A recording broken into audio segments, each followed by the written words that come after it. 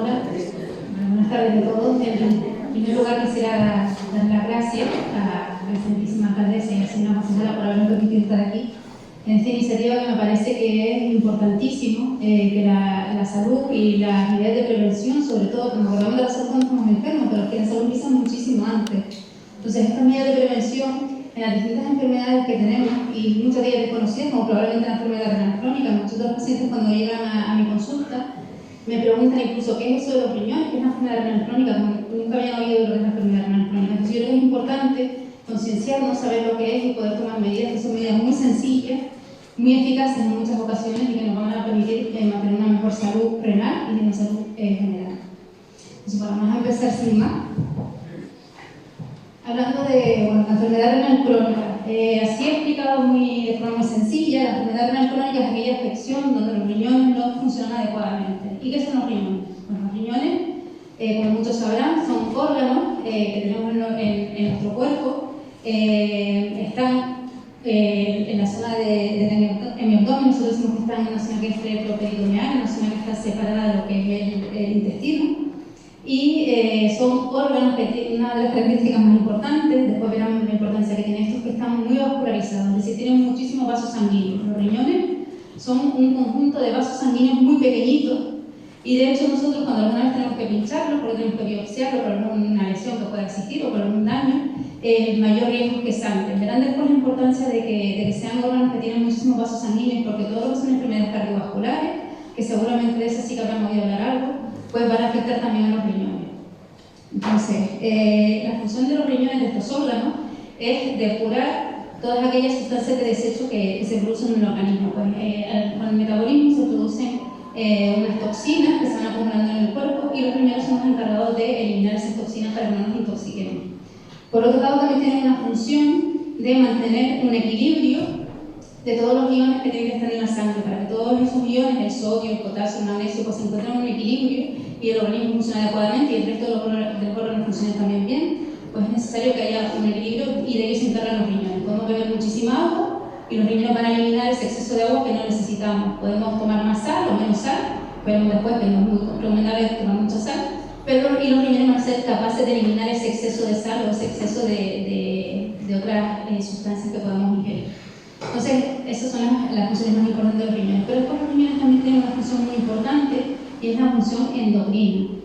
También secretan una hormona que es la eritropoyetina, que sonará porque en el ciclismo y en el deporte es una de las sustancias que usan para el dopaje. La eritropoyetina es una sustancia que lo que va a hacer es que fomenta la formación de glóbulos rojos, de manera que los deportistas, que lo usan pues de forma inadecuada para el dopaje, pues lo que hacen es que se inyectan estas sustancias de forma endógena para que su cuerpo fabrique más glóbulos rojos y tener así pues más hemoglobina y poder rendir mejor. Entonces, como ven, los riñones son unos órganos muy interesantes, tienen muchísimas funciones que muchas veces no conocemos y todas estas funciones pues verán que es importante después cuando empiezan a fallar y vean un poco la repercusión que tienen. Con los años, como todos los órganos de nuestro cuerpo, pues los riñones van a funcionar un poquito peor. Si es algo que sabemos, pues todos los órganos funcionan un poquito peor, la piel no está igual y ninguno de los órganos pues, funciona igual y los riñones, por tanto, también van a ir dejando de funcionar un poquito con el tiempo. Esto es normal, es un proceso asociado al envejecimiento y puede ser hasta normal. Pero tenemos que saber cuándo es normal y cuándo es patológico y cuándo tenemos que poner remedio. Y después también tener en cuenta que la enfermedad renal crónica que veremos ahora es una patología que es muy frecuente. Muchas veces está infradiagnosticada, no sabemos que la tenemos y la única forma de saber que tenemos un problema renal es con una analítica. Muchas veces los pacientes me llegan a la consulta y me dicen, doctor, yo estoy estupendamente bien, no tengo nada de los riñones porque a mí no me duele nada. Y yo siempre les digo, los riñones no duelen. Cuando duelen es porque hay una piedra, y eso es verdad que duele muchísimo, cuando la vemos también, las piedras en el riñón, pero normalmente eso se resuelve. Uno pulsa el cálculo, pulsa la piedra y eso se resuelve. Pero cuando los riñones dejan de funcionar, no dan ningún síntoma. Dan síntomas ya en fases muy avanzadas y síntomas muy inespecíficos. Nadie llega a la consulta diciendo, doctor, luego estoy malo de los riñones porque no encuentro tal cosa, ¿no? Son síntomas muy específicos y que la única forma de detectarlos es con una analítica. De aquí la importancia de la prevención precoz, pues hacerse el chequeo con su médico de atención primaria. El médico de atención primaria es fundamental. Nosotros digamos que somos el último escalón cuando ya estamos en fases avanzadas, pero lo más importante es la prevención y y el control por el médico de atención primaria que les haga sus chequeos, que le lleve el control de los factores de riesgo cardiovascular, de la diabetes, de la hipertensión y que las hagan analíticas periódicamente. Veremos después qué analíticas hay que hacer para poder mantener una buena función renal.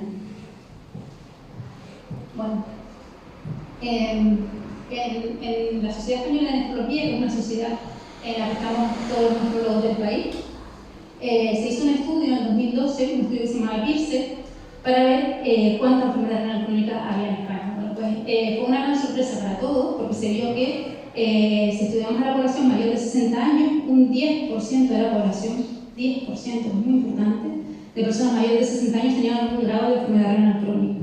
Claro, no es lo mismo un estadio inicial, en el que prácticamente los riñones funcionan bien, a estadios iniciales.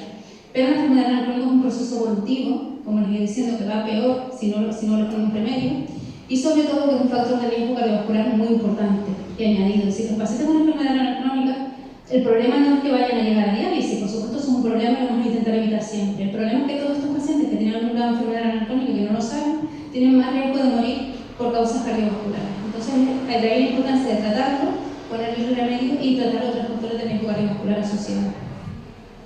Como les decía, los síntomas son muy específicos y cuando ya uno llega a una fase muy avanzada, cuando ya los riñones funcionan menos de un 10%, que después les explicaré un poquito esto del 10%, ahí es cuando ya empezamos a pensar en ponerle un remedio, porque los riñones ya no son capaces de hacer ese trabajo que tienen que hacer, les decía antes. Entonces ahí tenemos las opciones de la diálisis. Dentro de la gravedad de la enfermedad renal y de la importancia que tiene, tenemos la gran suerte, que no pasa con otros órganos, no pasa con el corazón, no pasa con el hígado, y es que tenemos una máquina que es capaz de sustituir la función de los riñones cuando estos no funcionan. Sí, por supuesto que intentamos siempre evitarlo, pero eso siempre lo tenemos como un puente hacia el trasplante para que los pacientes puedan hacer una vida mejor, con lo cual tenemos esa alternativa que es porque casi no tenemos ni otros órganos.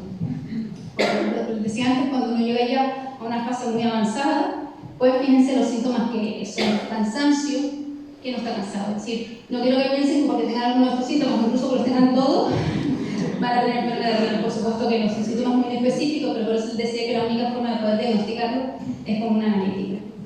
Eso cuando tobillos hinchados, pies o manos, recuerden que los riñones van a eliminar el exceso de líquido del organismo, entonces cuando no son capaces de eliminar todo ese exceso de líquido, se les van a hinchar los tobillos y vamos a notar también que aumenta la presión arterial y vamos a notar hinchazón a otros niveles. Los pacientes cuentan también con un mal estado general, una sensación de pérdida de apetito, de mal sabor de boca, insomnio, cansancio, a veces pueden haber mareos. En enfermedades muy concretas, no en todas, es bastante raro que aparezca, pero puede haber sangre en la orina. Es muy frecuente que aparezca sangre en el análisis de orina, eso sí que es muy frecuente, pero ver la sangre en la orina es algo que es muy aparatoso y llama mucho la atención, los pacientes se preocupan mucho lógicamente, pero a nosotros como nefrólogos sabemos que es algo que es transitorio cuando es por causa de la enfermedad renal crónica y que normalmente no suele tener más repercusión que en el momento en el que exista sangre en la orina. Sí que es verdad que cuando hay sangre en la orina, eso tiene que valorar los urólogos porque ahí sí que hay que descartar otras causas, pueden haber neoplasia o pueden haber neoplasias, son lesiones malignas que pueden estar ahí y pueden ser la causante de la sangre en la orina. Pero no es frecuente que en la enfermedad renal crónica avanzada, cuando simplemente funcionan todos los riñones, haya sangre en la orina y cuando es algo transitorio. Uno de los síntomas más frecuentes que aparecen es que uno empieza a levantarse muchas veces por la noche a orinar.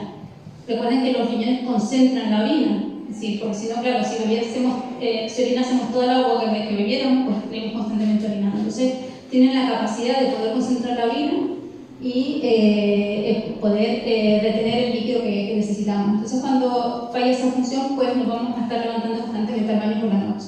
Ese es uno de los síntomas más frecuentes que aparecen. Y alguno que haya estado en alguna consulta de nefrología alguna vez, le habrá llamado la atención que los nefrólogos siempre preguntamos si hace espuma cuando orina. Yo siempre los pacientes me miran como si fuma cuando orino. Oye, no, espuma cuando orino. Y en la siguiente consulta me dicen, doctora, por cierto, me fijé, y si es verdad que no fumo la orina. Y eso es algo muy característico, no todas las enfermedades renales hay, pero sí que es algo muy característico porque cuando los riñones, que son como una especie de filtro, todos esos vasos sanguíneos que están haciendo un filtro de la sangre, cuando ese filtro no funciona bien, empiezan a aparecer pues, poros más gordos en el filtro. Entonces, esos poros gordos en el filtro pues, se filtran las proteínas. Una de ellas es la albúmina. La albúmina es una de las proteínas más abundantes en la sangre. Entonces, cuando esa albúmina se filtra, pues al orinar, por la gravedad, pues se forma albúmina. La albúmina es lo que está presente en una clara de huevo. Cuando uno guarda una clara de huevo y se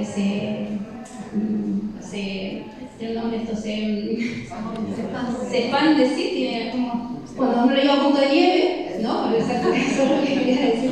Cuando uno hace lo que, pues claro, eso se llena de aire y lo conseguimos batiendo. Pues es un poco el mismo mecanismo para que lo entiendan. Cuando orinamos con albúmina en la orina, pues se forma esa espuma, pues por eso, porque al mover la albúmina, pues se forma esta espuma. Entonces, eso es uno de los datos que nosotros siempre miramos, lo miramos en la analítica y preguntamos a los pacientes, porque también es una señal muy importante de que puede haber un daño renal. Y después para nosotros los nefrólogos es muy importante, aparte de saber si hay proteínas en la orina, que esas proteínas estén lo más bajas posible. Las proteínas nos están diciendo, ojo, que hay un problema a nivel renal, no está funcionando bien el riñón, pero también cuanto más altas están las proteínas, más daño le hacen esas proteínas al riñón. Es un círculo vicioso, es decir, es un mecanismo de que hay un daño renal, pero esas proteínas, esa albúmina está dañando también al riñón. Entonces nosotros siempre intentamos que estén lo más bajas posible y por eso ponemos medicamentos que disminuyen la concentración de albúmina en la orina. Muy pocos pacientes, les comentaba antes, llegan a enfermedad renal terminal. Por suerte, son muy pocos pacientes los que llegan, pero es verdad que de todos los pacientes que tienen enfermedad renal, por pocos que sean, son tantísimos, hablamos de un 10% de la población mayor de 60 años, pues por pocos que sean, pues es un número bastante importante. Y estos pacientes necesitan la diálisis. Hay dos tipos de diálisis, está la diálisis que se hace en el hospital y está la diálisis peritoneal que se hace en casa.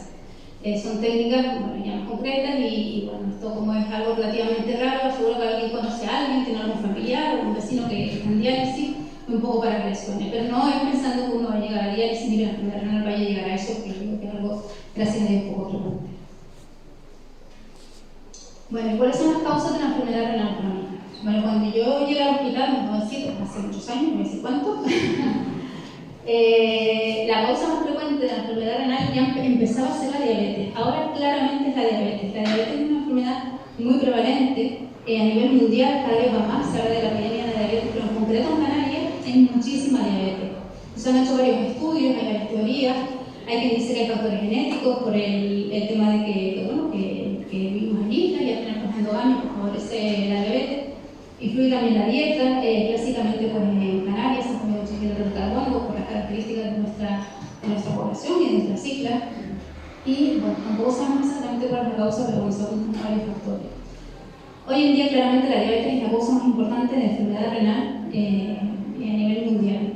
Es verdad que en determinados países, lo que decía antes la señora alcaldesa, tenemos una suerte tremenda de vivir aquí. No somos conscientes de la suerte que tenemos de nuestro sistema de sanidad pública. Es el mejor sistema de sanidad, yo diría, a nivel mundial. Un sistema gratuito, un sistema que tenemos los mejores medios para todo el mundo y tenemos la suerte de poder tener acceso a todo ello y muchas veces es algo que no valoramos. Estados Unidos tiene una muy buena sanidad, pero hay que pagarla. Y después hay muchos países en Sudamérica donde la gente muere joven y muere por enfermedad renal.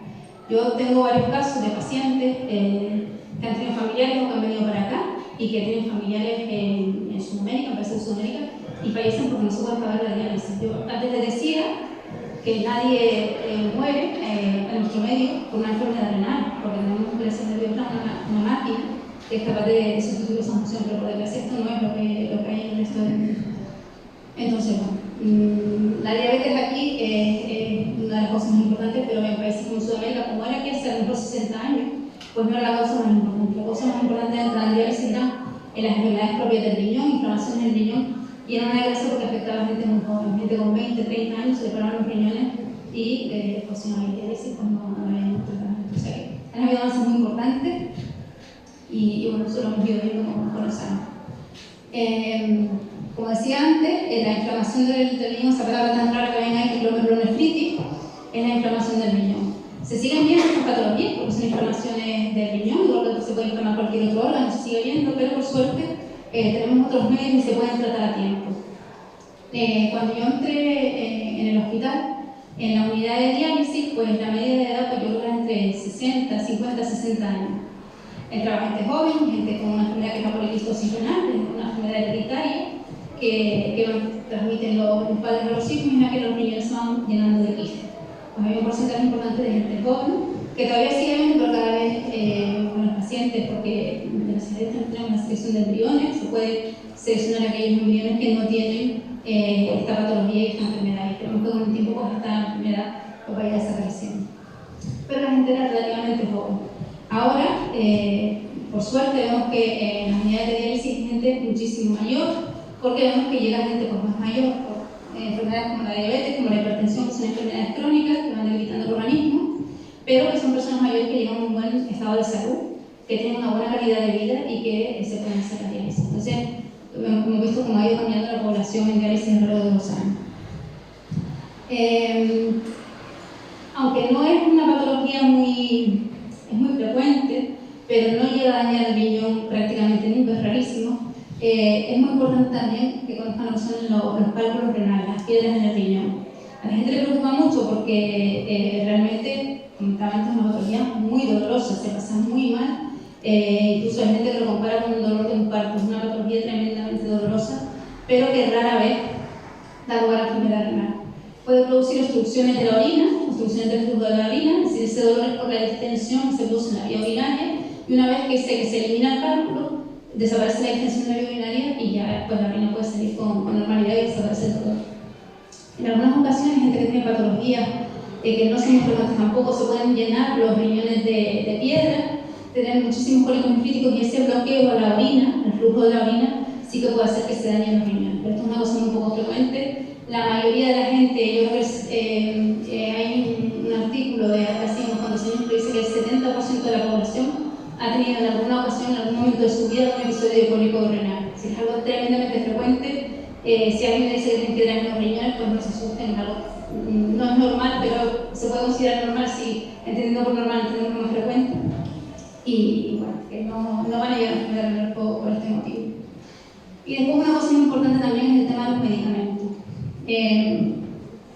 Los medicamentos bien recetados no tienen por qué dar ningún problema, pero es verdad que hacemos un uso a veces indiscriminado de los antiinflamatorios no esteroideos. Entonces, los antiinflamatorios son fármacos muy buenos, son muy potentes para quitar el dolor, pero hay que tomarlos cuando está indicado.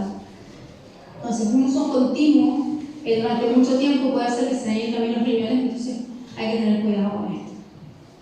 Hay otros fármacos, como puede ser el litio también, que también pueden dañar los riñones, pero bueno, en este caso el litio se indica para una patología muy concreta y llevando un control no tiene por qué haber ningún problema. Pero a veces hay que suspenderlo, pero bueno, que sepan que también hay fármacos que puedan dañar el riñón y que hay que intentar evitarlo. Siempre con control y con un asesoramiento con su médico de atención primaria para saber cómo tenemos que tomar estos fármacos. Y vamos a hablar un poquito de la hipertensión arterial, que también es un motivo de nuestra charla. ¿Qué es la presión arterial? Pues la presión arterial es esa fuerza que se ejerce dentro de nuestro organismo, dentro de los vasos sanguíneos, y que permite la circulación de la sangre del corazón al resto del cuerpo. O sea, que el corazón bombea la sangre, entonces con esa fuerza, cuando el corazón bombea la sangre, con el motor que permite que la sangre fluya por nuestro organismo. Bueno, pues esa presión que se ejerce contra la pared de los vasos sanguíneos es lo que conocemos como presión arterial. Eso lo podemos medir con un manguito de presión arterial, a todos le van a medir la presión alguna vez, y podemos saber cuáles son las cifras de presión arterial. Lo normal es que la presión esté por debajo de 140 la alta y 90 la baja, eso es lo habitual. Que un día nos cogemos un ataque de nervios, o que tenemos un disgusto, que tenemos problemas, no sube, no pasa absolutamente nada porque eso es normal. Pero si constantemente, de forma repetida, vemos que las cifras están por encima de 140-90, es posible que haya una hipertensión arterial. Entonces, el problema de la hipertensión arterial no es en el momento. A veces la gente llega muy asustada y me dice, doctora, pero tengo una tensión altísima, ¿qué me va a dar algo? La tensión, igual que sube, baja. El problema es, te suplico a mi paciente, me preocupa más que tenga la tensión todos los días en 150-90 que no que un día se le suba a 200. Porque el día que se le suba a 200 es porque se cogió un berrinche o pasó alguna cosa, se cogió un disgusto y después se levanta otra vez. Pero eso de tener todos los días la tensión a 150-90, eso es lo que va dañando las paredes del corazón y lo que va dañando las paredes de los vasos sanguíneos y da lugar a la arteriosclerosis, favorece los infartos y otras muchas enfermedades cardiovasculares. Entonces es importante que nos hagamos un chequeo periódicamente. La mayoría de los médicos de atención primaria, cuando lo ven en la consulta, pues les toman la tensión arterial y hacen programas de prevención y bueno, en ese sentido también es importante que nosotros estemos pendientes. Pues si alguien no va mucho al médico de atención primaria, pues porque está sano, pues está bien que de vez en cuando se tome la atención, una farmacia, o si tiene un familiar que tiene algún amigo, pues tomarse la tensión de vez en cuando pues, para comprobar que la tensión esté dentro de límites normales.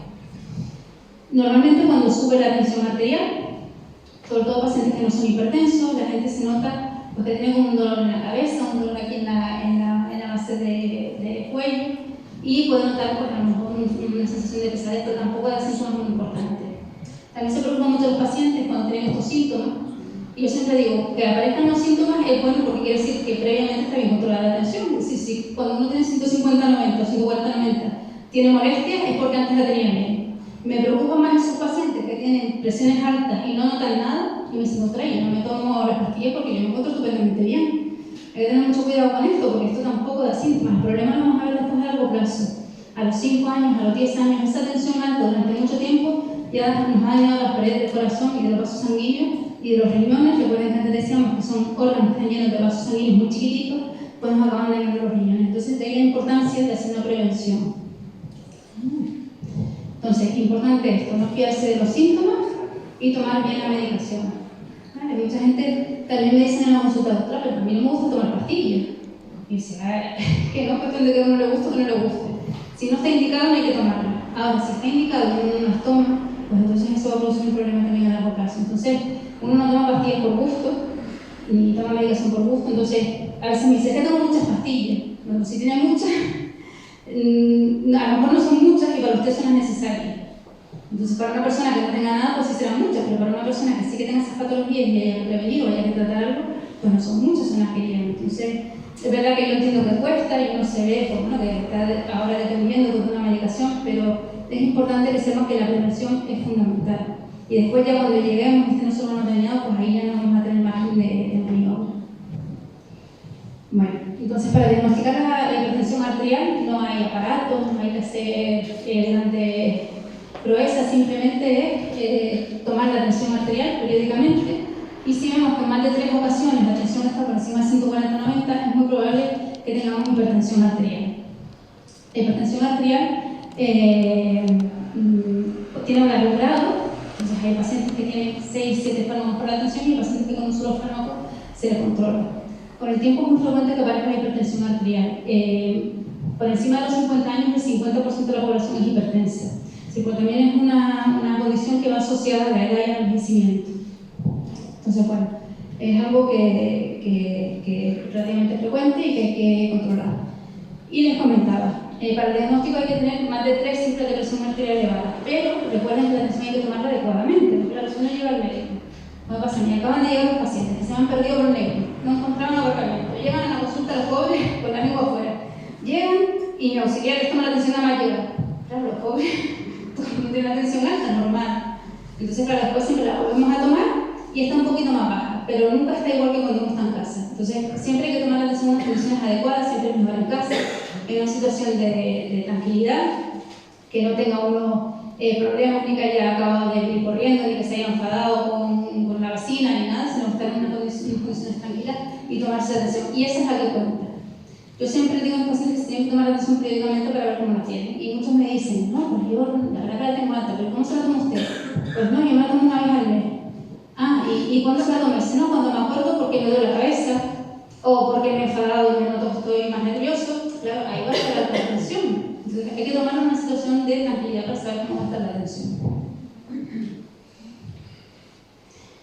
Bueno, es lo que les comentaba antes, que si hay que se suba un día la presión arterial no pasa nada, lo importante es que globalmente esté bien controlada y que una subida puntual no quiere decir que vayamos a tener ningún problema, ni muchísimo menos. Es algo relativamente frecuente que nos puede pasar a todos en determinadas situaciones que pueden pasar. También es verdad que yo le digo a los pacientes muchas veces, lo comento con los médicos de atención primaria, claro, la tensión es un signo de que está pasando algo. El 90% de las hipertensiones es lo que nosotros llamamos esenciales. Si no tiene una causa, bueno, pues a veces hereditario, por la edad, por el motivo que sea, por la rigidez de las arterias, pues la hipertensión arterial. Es verdad que hay un 10% que sí hay una causa que puede ser endocrina, porque hay unas hormonas en el organismo que a veces se desequilibran y pueden dar lugar a una hipertensión arterial. Son causas mucho más raras. Pero es verdad que a veces hay detrás otras patologías, como síndromes ansiosos depresivos, pues tenemos problemas, no dormimos bien, tenemos problemas pues, de depresión, de ansiedad, y eso puede hacer que suba la tensión arterial. Entonces tampoco nos tenemos que empeñar en ver la hipertensión y tratar solamente la hipertensión. Por supuesto la tensión hay que tenerla controlada, pero a veces es más importante controlar esos procesos de base que realmente controlar la hipertensión arterial. La hipertensión arterial se controlará después una vez que se controle eso. Y a veces es más importante ajustar bien la medicación, puede ser uno tiene una depresión o uno tiene algún problema de esto, que eso nos va a controlar muchísimo mejor la presión que los fármacos antihipertensivos. Entonces por eso siempre hay que tener una buena comunicación con el médico de atención primaria sobre todo. Y bueno, cuando hablemos con él, pues contarle lo que nos pasa, nuestros problemas, y a veces pues podemos controlar la presión mucho mejor con fármacos antidepresivos, ansiolíticos, que con fármacos antihipertensivos. Bueno, y esto lo hemos comentado ya también, que no da síntomas, muchas veces no da síntomas, y cuando da síntomas es porque previamente suele estar bien controlada y es un aviso. Es muy bueno que nos avise, porque si no nos damos cuenta de que está alta la tensión, pero no nos podemos fiar de eso porque a veces no avisa. ¿Y cuál es el tratamiento? Bueno, el tratamiento de la hipertensión arterial hay muchísimos fármacos, vamos a entrar en detalle, muchos tipos de fármacos que se pueden dar, siempre según la guía pues se empieza con un grupo de fármacos. Y bueno, también es relativamente frecuente que los pacientes a la consulta y me digan, doctor, y tengo tensión alta, y resulta que claro, con este fármaco no me iba bien, entonces me han cambiado de fármaco. La mayoría de los fármacos para la tensión, salvo que no tenga algún efecto secundario importante, tampoco son muy buenos fármacos antihipertensivos, en el sentido de que logran bajar la tensión 3 milímetros, 5 milímetros de mercurio como mucho. Hay personas que tienen una tensión muy alta, 180, 190 y no bajar ahí, y para poder bajar la tensión vamos a tener que usar varios fármacos. Yo soy partidaria de no empezar con muchos fármacos de golpe. Empezar de entrada con muchos fármacos que bajan la tensión pues puede ser que nos encontremos mal. La gente cuando se le baja un poquito la tensión dice, ostras, estoy como mareado, estoy como con sueño todo el día. Claro, es normal, el cuerpo está acostumbrado a tener la tensión alta, desde que baja un poquito, pero no se nota como yo, yo siempre digo, nos tenemos que acostumbrar otra vez. Su cuerpo está acostumbrado a tener la tensión aquí, no sé si la tiene aquí, aunque siga siendo alta, pues ustedes van a notar como que tiene la tensión baja hasta que su cuerpo se acostumbre otra vez a tener esa tensión. Por eso yo soy más partidaria, esto es una carrera de fondo. Lo importante no es ponerle 3 fármacos y se le controla la tensión y no volver a verlo dentro de un año. No, lo importante es cómo vamos a ir viendo. Empezamos con hábitos higiénico-dietéticos, pues a comer mejor, a hacer una vida más saludable. Empezamos con un fármaco y vamos viendo. ¿Que de entrada vamos a lograr unos objetivos perfectos? Por supuesto que no. Pero vamos a ir ajustando la medicación poco a poco y eso va a ser muchísimo mejor a largo plazo, tanto para la tolerancia del paciente como para el control de la enfermedad. Y es fundamental el tema de la dieta. Si los pacientes no son tan conscientes de la importancia de los hábitos de vida saludables, es verdad que todos sabemos que hay que hacer una dieta rica en verduras, en frutas, que es buena para el colesterol, es bueno para la diabetes, para la enfermedad del corazón, pero muchas veces no somos conscientes de lo mala que es la sal para el organismo. La sal es yo tenía mi antiguo jefe, que se murió, el doctor Rodríguez, no sé si alguno lo conocerá, que como viviendo durante muchísimos años, me dio en las facultades, siempre muchísima nefrología, siempre decía a los pacientes, la sal es un veneno para los riñones. No solamente para los riñones, también para otros órganos, pero la sal realmente es algo que daña mucho el riñón. Recuerden que el riñón tiene que manejar todo ese exceso de sal, tiene que eliminarlo, y eso va dañando también los riñones a largo plazo. Pero también una cosa muy importante que no sabe mucha gente, es que la mayoría de los fármacos para la tensión, si uno come con sal no le hacen efecto. Entonces, sobre todo hay unos fármacos, esos que acaban en Artán, o que acaban en Alapril, o Ramipril, o esos que tienen esa terminación, esos fármacos cuando uno come con sal no hacen tanto efecto.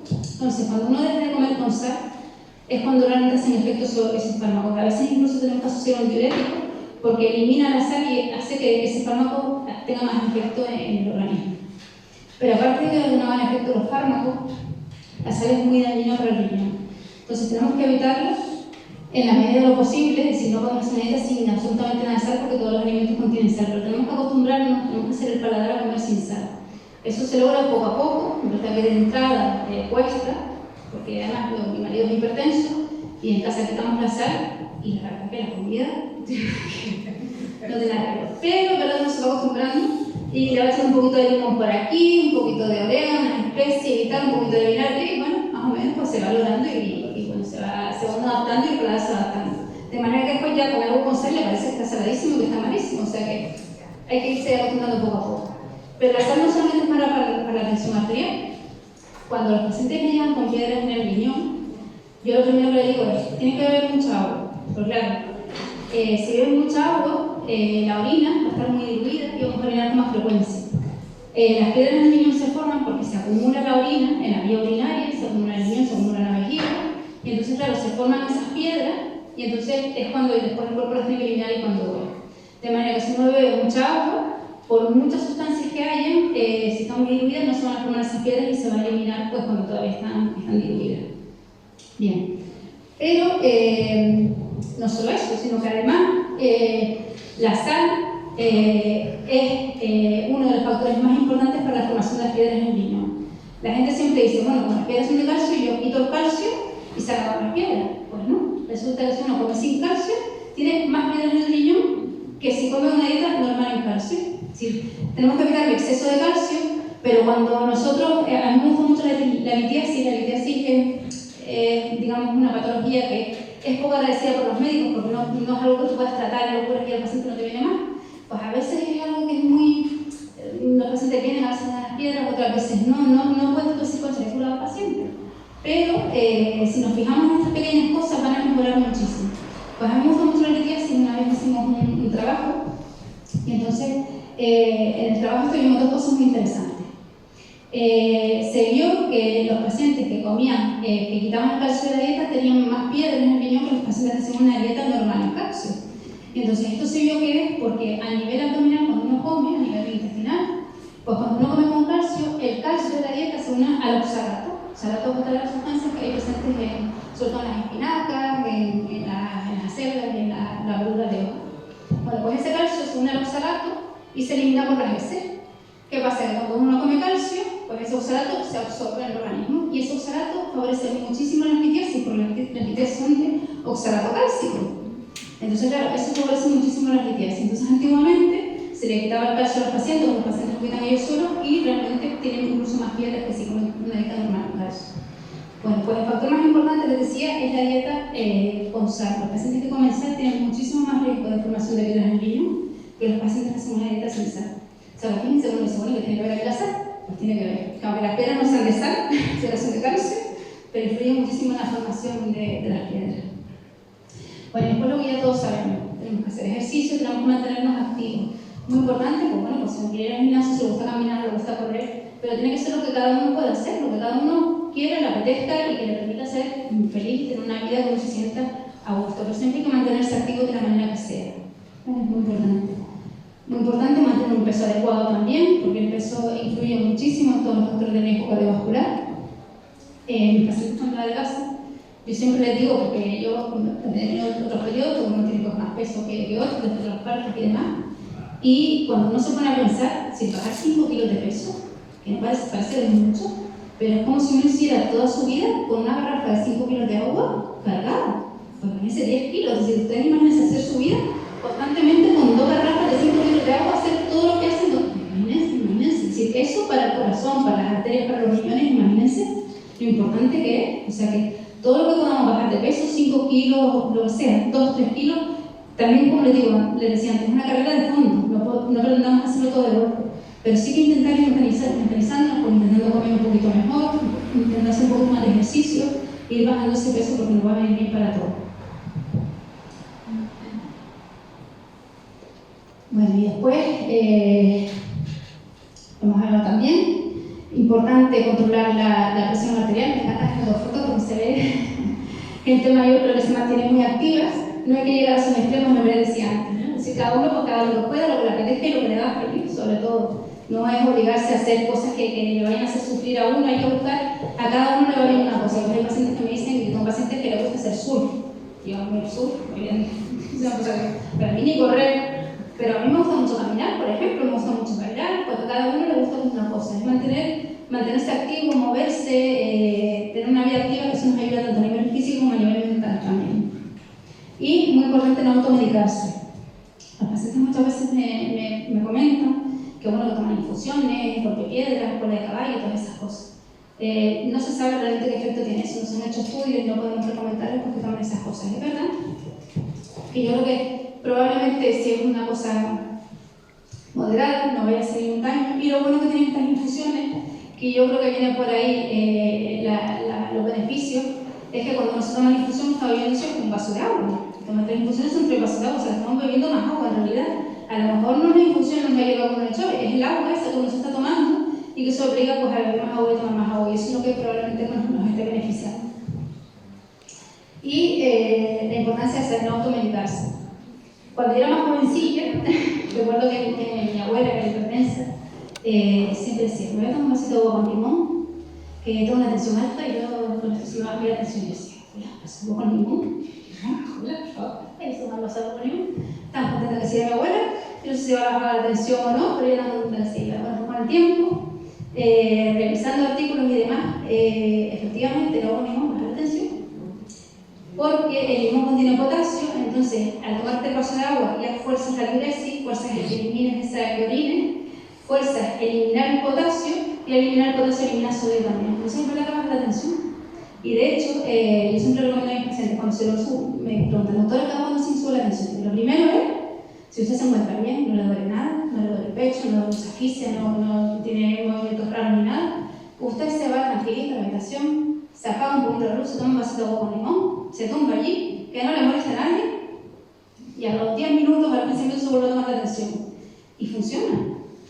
Háganlo, que funciona, lo digo por experiencia, porque además lo he hecho en casa y sí que funciona. Son cifras de tensión arterial que no son tampoco muy elevadas, pero cuando uno se encuentra con un poquito regular, el hecho de irse, relajarse, romper un poco con el mundo, con los problemas que uno tiene, me voy y me pongo aquí tranquilita, relajada, con los ojos con limón, en mi zona de confort y de tranquilidad, que los problemas se queden un poquito atrás y suele funcionar. Si eso no funciona, pues entonces después, por supuesto, pues hay que buscar al médico y bueno, pues hay determinados casos en los que sí que cuando la tensión se sube puede ser peligroso. Pero la mayoría de las veces, cuando es una cosa un poquito leve, pues algo funciona bastante y no hay que automedicarse, no hay que empezar a tomar pastillas, no hay que, porque a veces uno se preocupa que tengo la tensión alta, que me va a dar algo, entonces cada vez sube más.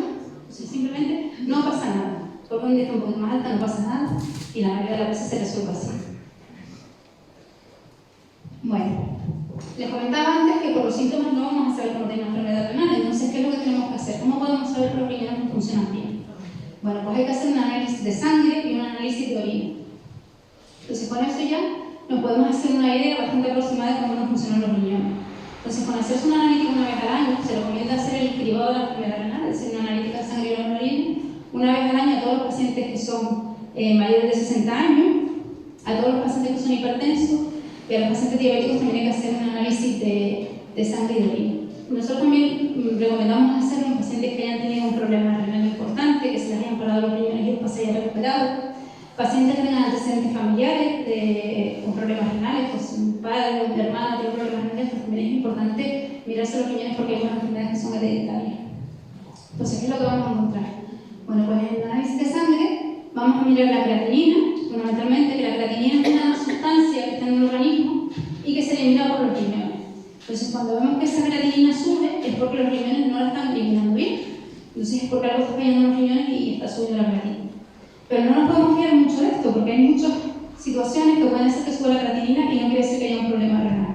Entonces, estas situaciones pueden ser un aumento importante de la masa muscular. Estas personas que van al gimnasio, personas jóvenes y demás que tienen más masa muscular, puede haber un aumento de la creatinina y no necesariamente porque los riñones están funcionando mal. La creatinina también se puede subir pues, en otras situaciones y siempre hay que descartar que no haya una situación de esta que suba la creatinina y no esté implicando un fallo renal. Entonces la creatinina, como se eleva en otras circunstancias, tampoco es un muy buen marcador de insuficiencia renal. Nos orienta, pero no en todos los casos pues nos va a orientar bien. Entonces, nosotros hemos elaborado una fórmula de nefrólogos que es la tasa de filtrado glomerular. Entonces, es una fórmula que, teniendo en cuenta la creatinina, la edad y el sexo, la edad es muy importante, pues nos va a decir cuánto nos funcionan nuestros riñones. Lo que mide la filtración glomerular es la cantidad de sangre que se depura por minuto. Pero como esto es un concepto que es un poquito difícil de entender, y como se supone que cuando uno tiene 20 años la tasa de filtrado glomerular tiene que ser 100, nosotros siempre decimos a los pacientes que les funcionan los riñones un tanto por ciento. Entonces, esto no es real, en realidad no es un porcentaje. Pero como lo normal se supone que es 100, pues nos permite pues, hacer una idea bastante aproximada de cuánto funcionan los riñones. Entonces, teniendo esto en cuenta, cuando uno tiene 20 años, 30 años, pues los riñones funcionan 90-100%, digamos, ¿no? Sabiendo que no es un porcentaje en realidad. Con los años, ya hemos hablado antes, los riñones van perdiendo funcionalidad y lo normal es que vaya bajando su tasa de filtrado glomerular. De manera que una persona con 40 o 50 años, lo normal puede ser que los riñones funcionen un 60-70%. O sea que eso no quiere decir que tengan un problema renal, sino que bueno, que es normal que vaya bajando. Pero después también las medicinas que tomamos para la hipertensión, para la diabetes y para otra serie de patologías pueden hacer que baje un poquito el filtrado glomerular. No quiere decir que estén dañando los riñones, al contrario, tenemos que mirar más hacia adelante y ver que eso nos está protegiendo a largo plazo, pero que en el corto plazo puede bajar el filtrado glomerular. Entonces a veces los pacientes, incluso algunos compañeros me dicen, no, yo voy a quitar esta pastilla porque la bajo el filtrado. No, si yo sé que cuando yo le quito esa pastilla va a subir otra vez, pero no quiere decir que los riñones vayan a estar mejor. Entonces lo que tenemos que hacer es siempre consultar con el médico de atención primaria, con el nefrólogo si están seguidos con el nefrólogo, y valorar realmente si hay que quitar esa medicación o si no hay medicación, que sí que daña al niño, como comentábamos antes, pero hay algunas que pueden bajar el filtrado, pero que sabemos que a largo plazo nos están beneficiando.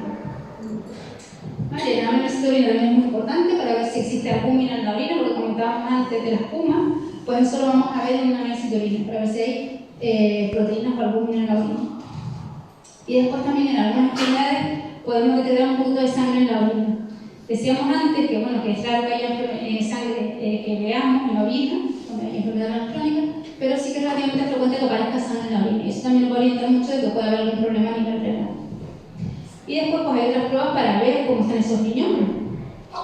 Las pruebas que más solemos hacer son la ecografía. La ecografía pues, es una prueba que es sencilla, es barata, es inocua, no nos estamos sometiendo a ningún tipo de radiación. Y nos permite ver los riñones. Pues a veces los riñones se van secando con el tiempo, alguno de los dos se puede ir secando con un golpe. Hay gente que nace con un solo riñón, hay gente que nace con 3 riñones, hay gente que nace con los 2 riñones unidos por un polo inferior. Y bueno, hay incluso gente joven, futbolistas, que realmente hacen una ecografía y tienen un solo riñón, porque nacemos con un solo y hacen una vida completamente normal. Hay gente que dona sus riñones porque tiene algún familiar que está en diálisis y necesita ese riñón.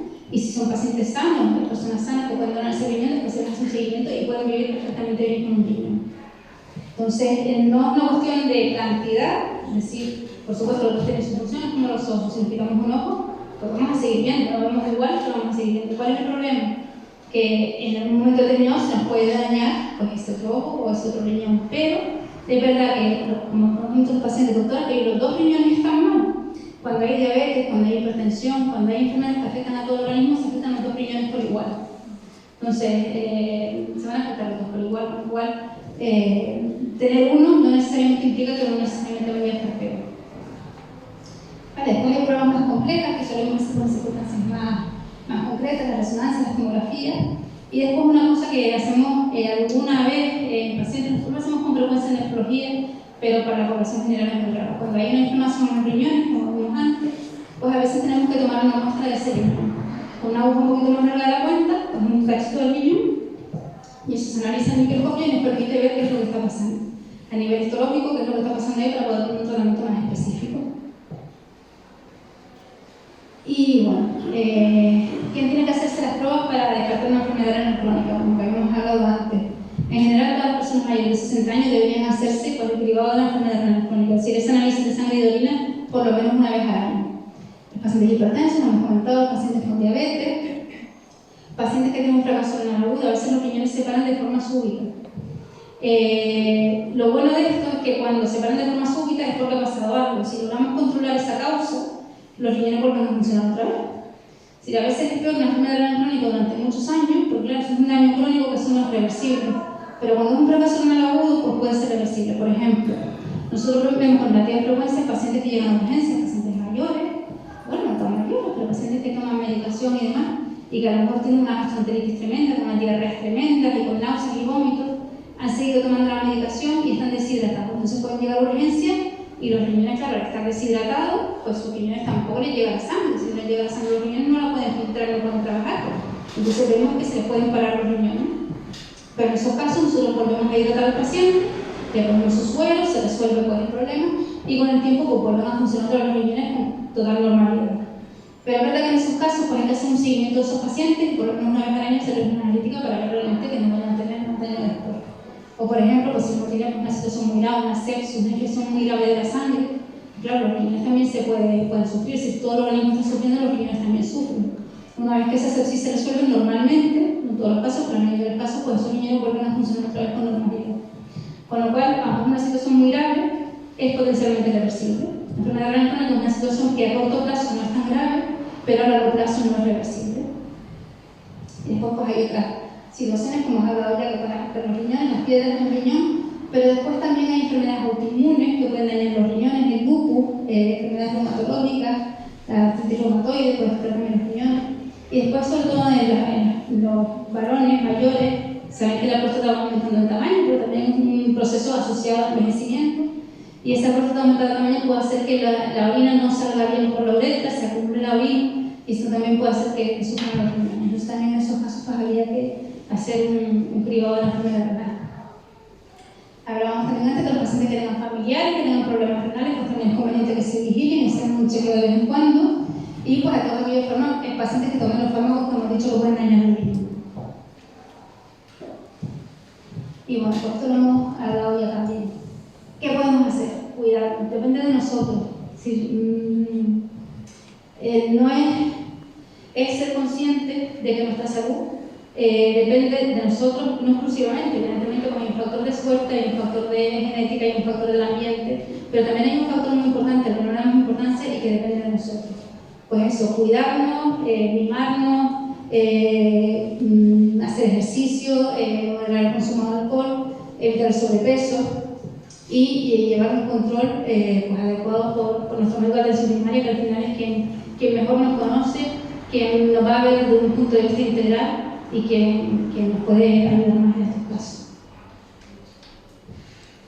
Bueno, y también eso, pues, no quiero desde luego que piensen que la enfermedad renal crónica pues van a llegar a la diálisis, ni muchísimo menos, por supuesto que no. Es verdad que hay un porcentaje de pacientes que llegan, pero la mayoría no van a llegar, pero sí que es importante que sepan eso, que no me asusta que lleguen a diálisis, porque esos son porcentajes muy pequeños, pero sí que nos asusta más el tema de la enfermedad cardiovascular, que tenemos más riesgo de tener un infarto, un ictus y cualquier otra patología cardiovascular, los pacientes que tienen enfermedad renal crónica que aquellos no la tienen. De ahí la importancia también de cuidarnos y tratar la enfermedad renal crónica. Y bueno, un poco lo que íbamos a hacer una vida sana, una vida normal, cuidarse y como creo que ya están entendidos.